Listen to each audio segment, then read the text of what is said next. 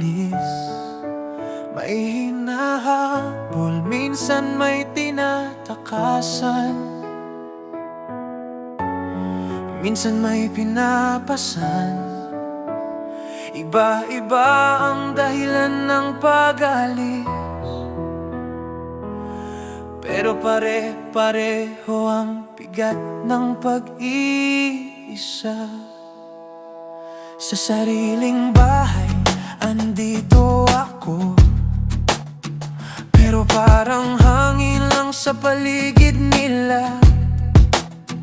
Kapag may kailangan, ako ang una, pero kapag ako na, tahimik na. Kaya nung may alok na trabaho sa malayo, akala ko doon ako mararamdaman. Tumakas sa pagiging imbisible, hindi ko alam, dala ko pala yun kahit saan. Umalis para maramdaman, pero mas lalo lang nag-isa. Sa paghahanap ng halaga, sarili ko ang nawala. Umalis para maramdaman, akala ko doon gagaan. Hindi pala lugar ang sagot sa tanong na sino ba ako. Hindi ko ginusto ang malayo, pero kailangan ng mga mahal ko. Kada padala may kasamang pangako, kahit pagod, kahit luhit at tago. Para sa kanila kakayanin, kahit sarili ko minsan nakakalimutan. Hindi ako umalis para sa pangarap, umalis ako para mabuhay silang lahat. Umalis para maramdaman, pero mas lalo lang nag-isa. Sa paghahanap ng halaga, sarili ko ang nawala.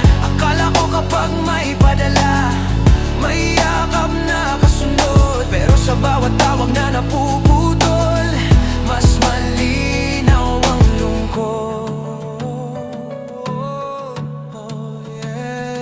Sinabihan akong hanggang dito lang, na wala akong mararating.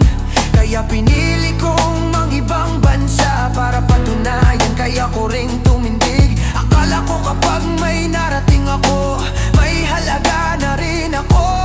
Pero sa taas ng narating, mas malalim pala ang pagod ko.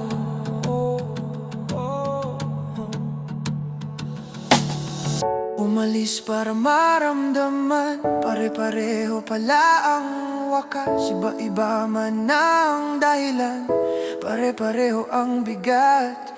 Hindi pala layo ang sagot, hindi rin perang lunas, kundi ang pag-alala na may halaga rin ako kahit tahimik lang. Hindi kami tumakas